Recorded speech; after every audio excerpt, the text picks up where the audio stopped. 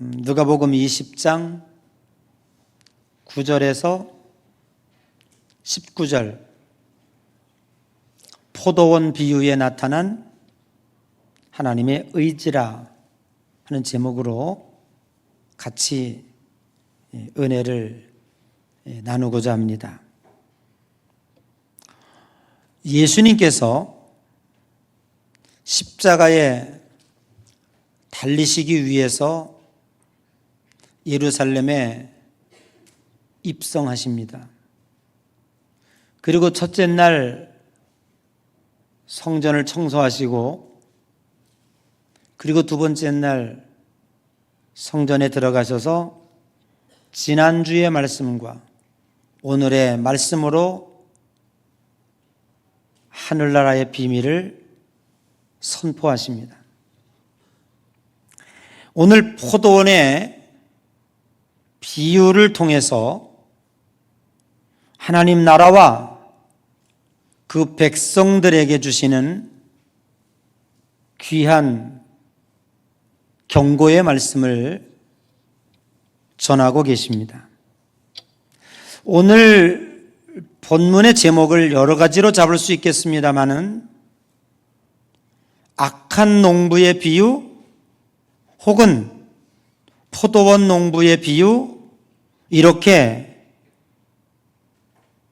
제목을 잡을 수 있을 것입니다. 그러나 오늘 이 비유의 말씀은 단순한 농사의 비유가 아니라고 하는데 우리의 영적인 초점이 모아지고 있습니다.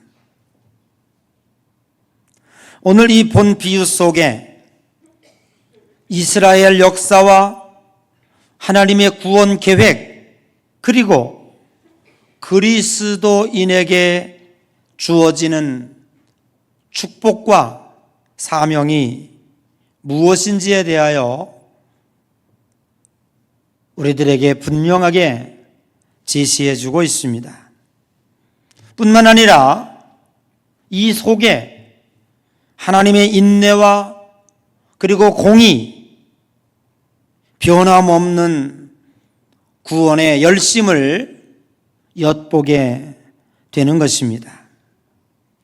오늘 우리는 이 시간에 이 포도원 비유의 이야기를 통하여 하나님의 의지가 어떻게 작동되어지고 있는지 깊이 묵상하며 은혜를 나누고자 합니다. 말씀을 돕기 위해서 본문의 비유의 말씀을 잠시 살펴보면 예루살렘 입성한 이후에 성전에 들어가서 거기에 모인 종교 지도자들에게 이 말씀을 증거하심으로 깊은 갈등의 최고조를 맞게 되는 것입니다. 그 비유의 내용은 이렇습니다. 어떤 한 사람이 있었는데 포도원을 만들어서 농부들에게 세를 주고 먼 나라로 타국으로 갔습니다. 몇 년이 지나서 포도원의 소출을 충분히 거둘 수 있다 생각하여 종들을 보내서 그 세를, 야, 너희들이 이 포도원을 빌어서 농사를 지었으니 적당한 세를 내라. 그런 의미에서 자기 종들을 보냈습니다. 그런데 그 포도원 지기가 세를 주기는커녕 세 받으러 온 종을 실컷 두들겨 패고 빈손으로 돌려보냈습니다. 그 포도원 주인이 두 번째 종을 또 보냈습니다.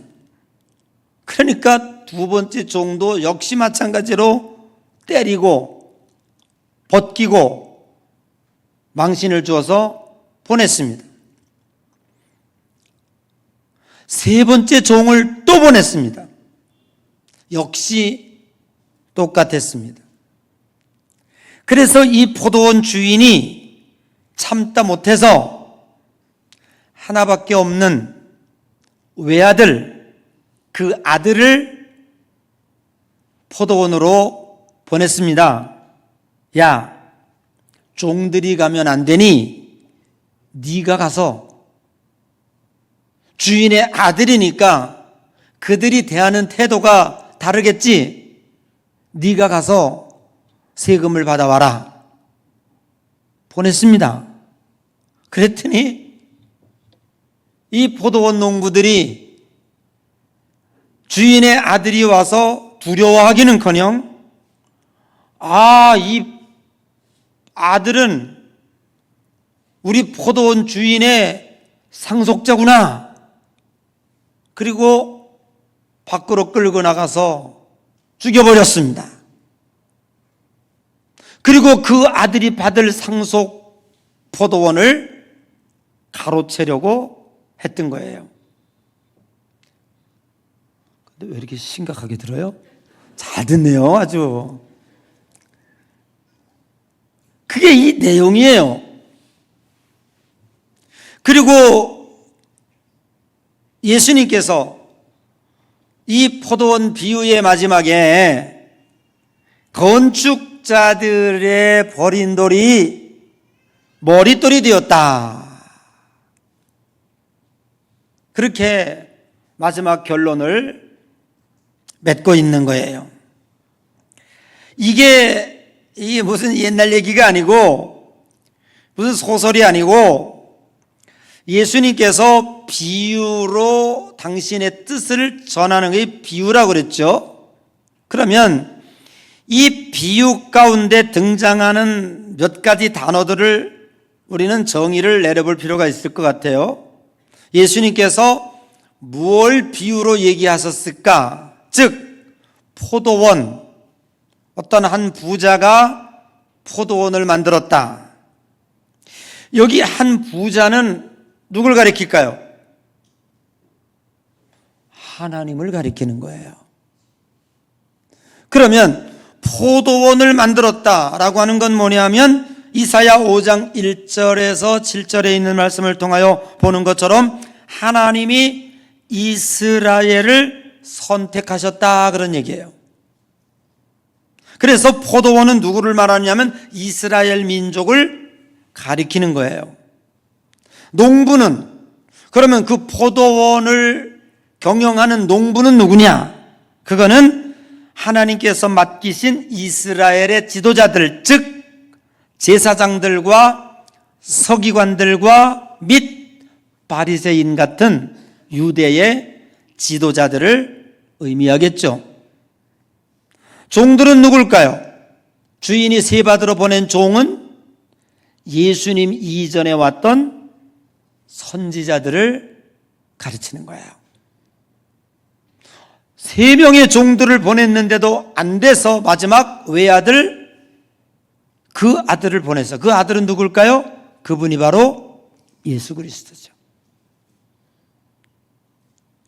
자, 이런 것을 우리가 함께 생각해 보면서 본문이 우리들에게 전하고 싶은 영적인 내용이 무엇일까를 저는 3가지로 핵심적으로 한번 뽑아봤어요. 그 첫 번째가 뭐냐 하면, 오늘 이 비유를 통해서 우리들이 관심 갖고 집중해야 될 부분이 어디냐 하면, 주인이 마지막에 왔어요. 와가지고 심판을 하는데 농부들을 진멸해 버렸습니다. 농부는 누구라고 그랬어요? 당시 유대의 지도자들이라고 그랬죠. 왜냐하면 농사를 시컨 짓고 세받으러 온 종들을 시컨 두들겨 패고 헐벗고 벗기고 해서 돌려보내더니 이제 마지막 아들을 보내는데 아들까지 죽여? 그리고 이 포도원을 가로채려고 그래. 그러니까 주인이 가만 놔둘 수 없잖아요. 그 농부들을 진멸해 버렸다. 그리고 포도원을 빼앗아서, 이거 여러분 잘 들으셔야 돼요. 포도원을 빼앗아서 다른 사람에게 주었다 그랬어요. 그러니까 오늘 여기서 이 예수님께서 말씀하시고자 하는 이 핵심 논리가 뭐냐 하면, 아니 잘못했으면 농부들만 진멸하고 내쫓고 그래서 농부만 바꾸면 되지, 새로운 농부를 바꾸면 되지, 포도원까지 뺏었다, 이거는 언뜻 생각해 보면 쉽게 지나갈 것 같지만 쉬운 게 아니에요. 지금 이 이야기를 듣고 있는 유대인들, 그때 당시에 성전 안에 모여 있는 많은 이스라엘 유대 지도자들이 지금 이 예수님의 이 말씀이 얼마나 엄청난 이야기인지에 대하여 저와 여러분은 지금 잘 몰라요. 그 사람들은 지금 알고 있는 거예요. 지금 예수님이 뭘 얘기하려고 그러시는지. 자, 지금도 그렇지만 그때 당시에도 우리가 땅, 포도원, 뭐가 중요해요? 권리가 중요한 거예요. 문서가 중요한 거예요. 땅에 농사를 지을 수 있는 권리권, 그죠? 등기에 기록될 수 있는 그 권리권을 빼앗았다는 거예요. 그러니까 하나님은 단순히 지도자만 교체한 것이 아니고 포도원까지도 빼앗아서 다른 사람에게 주었다고 하는 것은 이미 이스라엘에게 주어졌던 그 권리권이 뭔지 아세요, 여러분? 놀라운 겁니다. 자, 출애굽기 19장 6절 한번 찾아보세요. 심심하죠? 출애굽기 19장 6절 빨리. 자, 다 차서 읽어봐요. 시작.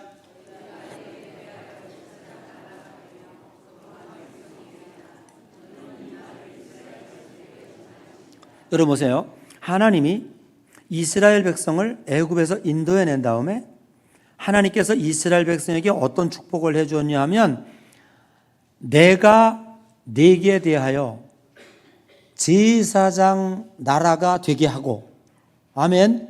그러니까 이스라엘을 제사장 나라가 되게 하겠다고 거기서 결정을 한 거예요. 그러니까 이스라엘이, 여러분 제사장에게 주어진 게 뭔지 아세요?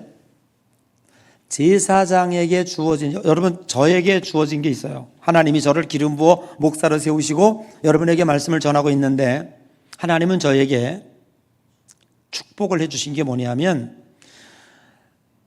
자, 창세기 12장 1절 하나님께서 아브라함을 부르실 때 주었던 거예요. 자, 하나님께서 창세기 12장 1절에 보면 아브라함을 부르시면서 아브라함에게 어떤 축복을 줬냐 하면, 내가 너로 큰 민족을 이루게 하고 네 이름을 창대케 하고 내가 너를 복의 근원 되게 하겠다. 그리고 그 다음 뭐라고 말씀하셨? 너를 축복하는 자를 내가 축복하고 너를 저주하는 자를 내가 저주하겠다 그랬어요. 그러니까 제사장에게 주어진, 이 제사장 나라에게 주어진 축복이 뭐냐 하면, 제사장은 축복권이 있는 거예요. 그래서 여러분들이 사실 뭐 인간적으로 볼 때 뭐 왜 자꾸 목사님한테서 기도받으려고 그러나, 그리고 여러분들이 참 기특하죠. 12월 31일 날 송구영 신님이 와 얼마나 세상 막 불꽃놀이도 하고 또 명동에도 나가고 싶고, 안 가요. 어디 와요? 여기 와요. 그리고 여기서 주의 종에게 축복 기도를 받아요. 그 왜 그렇습니까? 제사장은 하나님을 대신하여 복을 빌 수 있는 권리가 있단 말이에요. 그게 복의 근원이란 말이에요. 이걸 누구에게 줬다고요? 이스라엘 나라에게 줬다고요.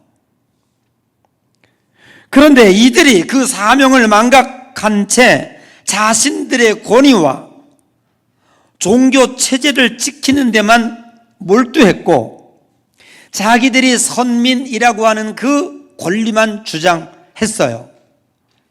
그리고 심지어는 지금 예수님이 그 앞에 와 있는데 그 아들을 죽이려고 하잖아요. 그걸 지금 예수님이 이야기하고 있는 거예요. 그래서 예수님은 뭘 얘기하고 있냐면 하나님의 말씀과 뜻을 전하고 있는데, 거기서 농사를 짓는 농부들, 즉 이스라엘을 관리하고 지도층에 있는 지도자들만 바꾸어내는 걸로 끝나는 것이 아니라 그 권리를 가지고 있는, 출애굽기 19장 6절에 선포하셨던 내가 너희를 제사장 나라로 삼을 것이고, 하나님께서 아브라함을 부르실 때 내가 너로 큰 민족을 이루게 하고 네 이름을 창대케 하고 내가 너를 복의 근원 되게 할 것이다 라고 하는 이 축복권을 빼앗는 거예요. 지금 그걸 빼앗아서 그 권리, 땅 증서, 포도원의 증서, 그 권리를 빼앗았다 이 말이에요. 빼앗아서 다른 이에게 주었다. 그 말씀이 어디 나옵니까? 마태복음 21장 43절에 보니까 이렇게 나와요. 그러므로 하나님의 나라를 너희는 빼앗기고 그 나라의 열매 맺는 백성에게 주시리라. 아멘. 네. 그러므로 하나님의 나라를 너희는 빼앗겼다. 너희에게 주었던 그 권리를 빼앗아서 새롭게 열매를 맺는 가지에게 주었다. 요건 이제 좀 이따가 그 내용이 뭔가가 비밀이 밝혀지게 되는 거예요. 이거는 단순한 교체가 아니라 언약 공동체에 대한 새로운 정립이고 새로운 시작이라고 하는 거죠. 그래서 마태복음 16장에 보니까 이 반석 위에 내 교회를 세우리니 음부의 권세가 해야지 못할 것이며 내가 너에게 천국 열쇠를 주노니 네가 땅에서 매면 하늘에서도 매일 것이요 땅에서 풀면 하늘에서도 풀리리라. 그게 뭐예요? 이 반석 위에 내 교회를 세우리니 그 언약 공동체 교회 여기로 넘어온 거예요. 그게 우리가 받는 거예요. 이 엄청난 일을 어디서 지금 이 성전 안에서 유대 지도자들 앞에 선포하고 있는 거예요. 그 이야기를 듣고 있던 유대 지도자들이 속이 부글부글 끓지, 저거 죽여야 되겠다 그러지 않겠습니까? 지금 그런 아주 긴박한 상황이라고 하는 거예요. 그러므로 하나님의 나라는 더 이상 혈통이나 전통으로 되어지지 아니하고 믿음과 순종으로 이어지는 나라임을 선포하고 있는 것입니다.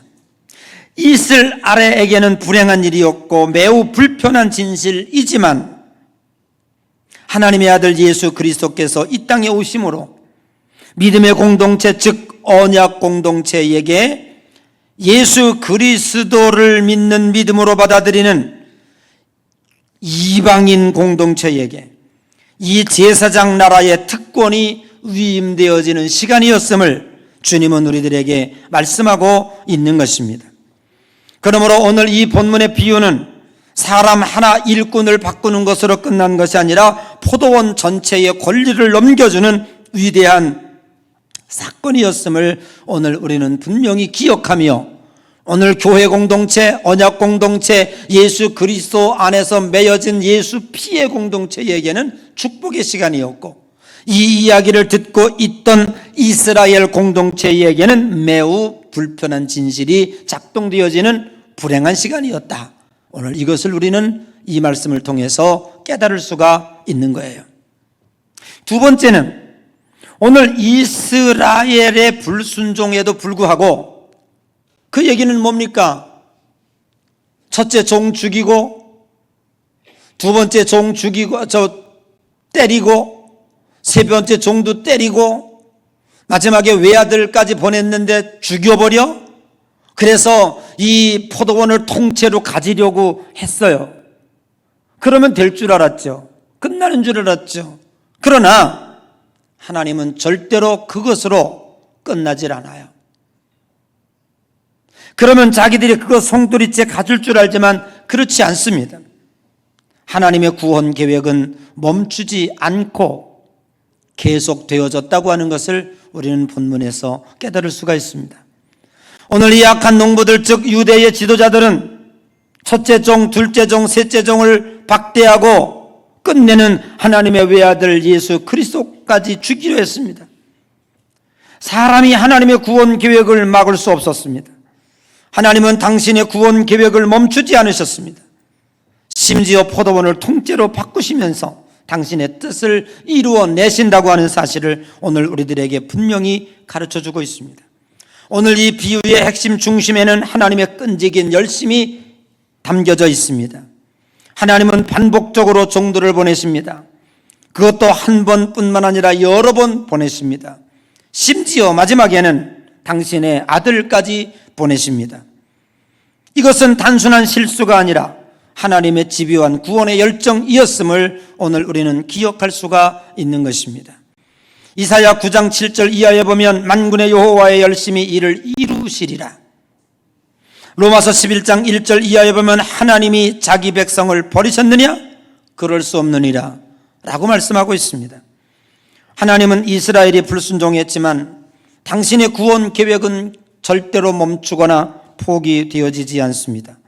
오히려 이 사건을 통하여 더 넓은 구원의 문으로 곧 이방인에게 그 복음의 문이 열려지게 되었고 그 촛대가 옮겨지게 되었습니다. 오늘 하나님의 열심으로 저와 여러분들이 구원받는 기회가 되었음을 믿으시기 바랍니다. 한번 선택한 당신의 백성을 하나님은 절대 놓지 아니하십니다. 그 구원이 완성될 때까지 이 세상의 그 어떤 것들이 우리의 믿음을 방해한다고 할지라도 하나님은 반드시 그 구원 계획을 이루어내고야 말 것입니다. 사랑하는 성도 여러분, 여러분들이 믿음으로 기도한 꿈이 있다면 결코 포기하지 마십시오. 세상의 환경과 어떤 것으로도 막히지 않습니다. 하나님의 의지와 열심을 어떤 것도 방해할 수 없음을 믿으시기 바랍니다. 이것이 하나님의 사랑입니다. 오늘 나 같은 죄인이 구원받을 수 있으면 나에게 자격이 있었던 것이 아니라 하나님의 구원의 열심이었음을 오늘도 고백하며 감사하는 시간이 되시기를 주의 이름으로 간절히 축복합니다. 그러므로 오늘 세 번째 결론적으로 믿을 수 있는 것은 무엇입니까? 오늘 포도원을 이방인에게 맡기시는 하나님의 깊은 뜻이 오늘 여기에서 선포되어 있다고 하는 것입니다. 하나님은 이방인들에게 포도원을 맡기셨습니다. 이제 믿는 자들은 유대인이든 이방인이든 모두가 하나님의 백성이 될 수 있는 것입니다. 갈라디아서 3장 28절 너희는 유대인이나 헬라인이나 종이나 자유인이나 남자나 여자나 다 그리스도 예수 안에서 하나이다 라고 말씀하고 있습니다. 그러나 여기서 멈추지 않습니다. 하나님은 단지 이방인만을 위한 것이 아닙니다.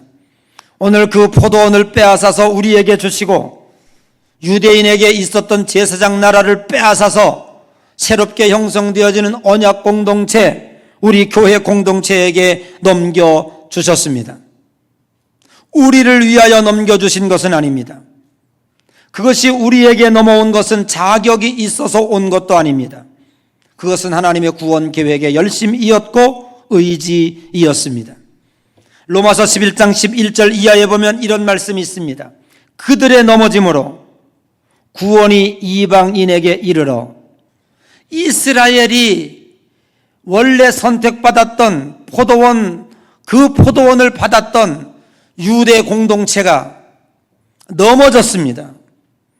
하나님의 사명을 제대로 감당하지 못했고 종들을 때리고 벗기고 심지어는 메시아로 왔던 예수 그리스도를 죽이고, 그래서 그 구원이 누구에게 왔습니까? 이방인에게 이르렀다고 얘기하고 있습니다.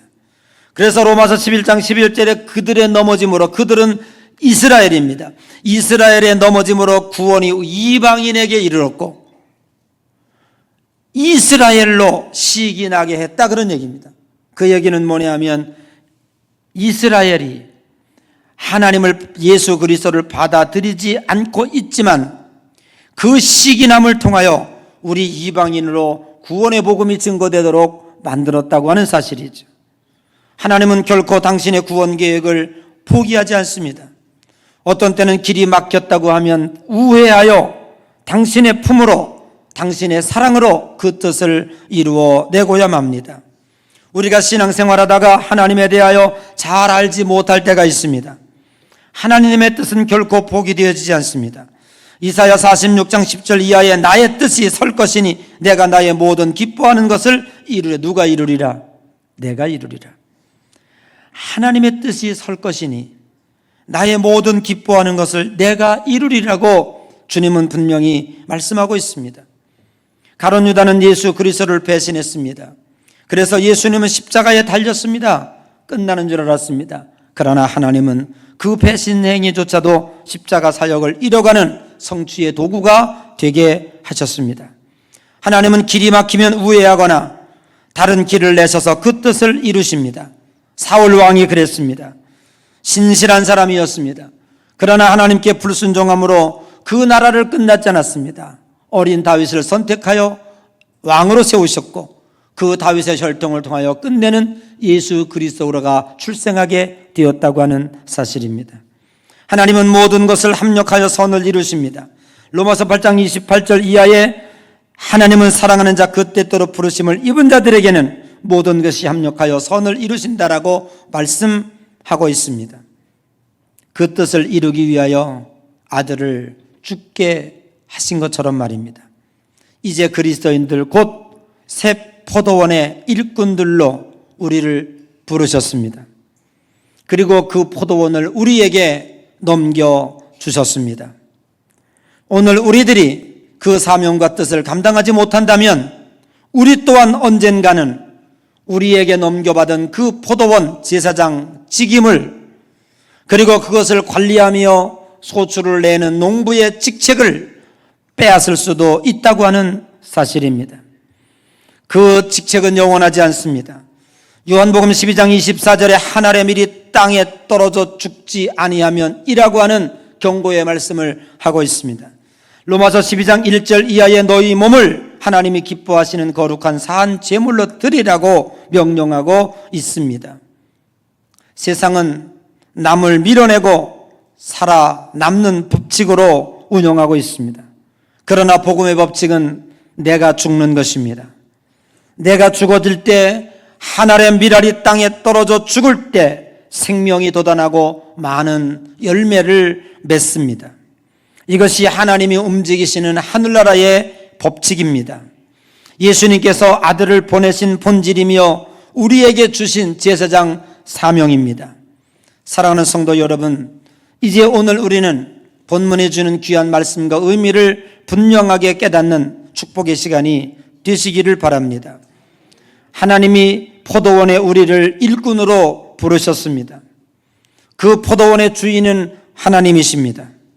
그들에게 포도원을 빼앗아 우리에게 주신 분도 하나님이시고 우리에게 소출을 원하시는 분도 하나님이시고 그리고 그 소출을 잘 감당하지 못하고 적당한 세를 내지 못하고 하나님의 뜻을 배격할 때 언젠가는 우리에게서도 그 포도원을 빼앗을 수 있다고 하는, 빼앗길 수 있다고 하는 긴장감 속에서 오늘 우리 언약 공동체들은 하나님 앞에 겸손하게 그 뜻을 잘 감당해야 할 것입니다. 오늘 우리에게 맡겨주신 사명은 단지 교회 활동이나 종교적 열심이 아닙니다. 하나님의 구원 계획에 동참하는 일입니다. 이 세상의 복음을 알지 못하는 땅끝까지 이르러 증인되는 사명입니다. 그리고 우리가 거룩한 제사장의 나라로서 축복의 통로가 되는 것입니다. 내가 죽어야 예수 그리스도가 삽니다. 내가 죽어져야 예수 그리스도가 높아집니다. 우리의 뜻을 포기할 때 하나님의 뜻이 실현됩니다. 이 놀라운 섭리와 비밀을 오늘 우리는 깊이 깨달아야 할 것입니다. 오늘 하나님이 하나님 되시지 못하고 포도원이 포도원 역할을 감당하지 못하는 그 원인이 무엇인지에 대하여 우리는 깊이 묵상하는 시간이 되어야 할 것입니다. 오늘 여러분 마음속에 자리 잡고 있는 마치 포도원지기로서 그것이 교권이 되고 포도원을 맡았다고 하는 그 포도원의 자격과 그 본질을 자랑하고 있다면 그것은 매우 오산일 것입니다. 사랑하는 성도 여러분, 하나님은 지금도 포도원을 일구실 사람을 찾고 계십니다. 그분의 의지를 품고 아들을 죽게 하신 사랑을 마음에 깊이 새겨야 할 것입니다. 우리 나는 나 자신을 부인하고 십자가를 지고 주님을 따라야 합니다. 제사장 나라 그 촛대를 우리에게 옮겨주신 그 하나님 깊이 감사하며 무릎을 꿇어야 할 것입니다. 하나님의 구원 계획은 지금도 멈추지 아니하시고 사람에 의하여 방해되거나 사람에 의하여 중단되지 않습니다. 지금도 당신의 구원 계획은 지금도 끝없이 펼쳐지고 있습니다. 우리에게 부여되어진 제사장 나라, 그리고 우리에게 주어진 포도원 관리의 농부의 특권도 우리 스스로가 하나님의 구원 계획을 방해하고 있다면, 그리고 그 뜻에 순종하며 이루지 못하고 있다면 그 주인은 우리에게 오셔서 우리를 진멸할 것이고, 그리고 우리에게 부여된 그 권리, 포도원의 권리를 빼앗아서 혹 저 이방인들에게 줄 수 있을지도 모른다고 하는 오늘 긴박감 속에서 오늘 귀한 말씀을 들어야 할 줄로 믿습니다. 사랑하는 성도 여러분, 감사하며 무릎 꿇고 순종하며 하나님 앞에 고백하는 여러분 되시기 바랍니다.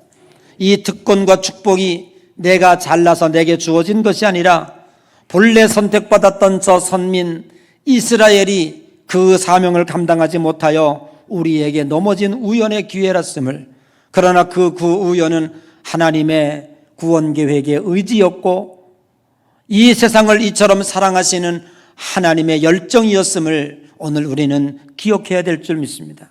그것 때문에 내가 구원받게 되었고 그것이 오늘 이 교회의 축복으로 주어진 것입니다. 우리에게 주어진 이 축복을 세상에 널리 전하는 축복의 통로가 되고, 그 축복의 통로는 하늘의 씨앗처럼 죽어져야 됩니다. 우리 교회가 낮아져야 됩니다. 그리고 이 세상을 섬길 수 있어야 됩니다. 그리고 이 세상을 긍휼히 여기며 불쌍히 여기며 우리의 두 눈에 뜨거운 눈물을 흘릴 수 있는 주님의 사랑이 우리 마음 가운데 충만해야 될 줄로 믿습니다. 오직 이 복음의 사랑만이 이 세상을 구원할 수 있습니다. 이 세상의 어떤 것도 세상의 영혼을 구원할 수 없고 이 세상의 행복과 만족을 줄 수가 없습니다. 오직 그것은 주님의 사랑뿐입니다. 오늘 그 사랑에 굴복하시고 오늘 그 사랑을 세상에 널리 전하며 주님께서 우리에게 부여해 주신 이 제사장 나라, 그리고 농부의 특권 잘 관리하다가 주님 오시는 날 잘했다 칭찬받는 우리 향해 모든 성도 되시기를 주님의 이름으로 간절히 축복합니다.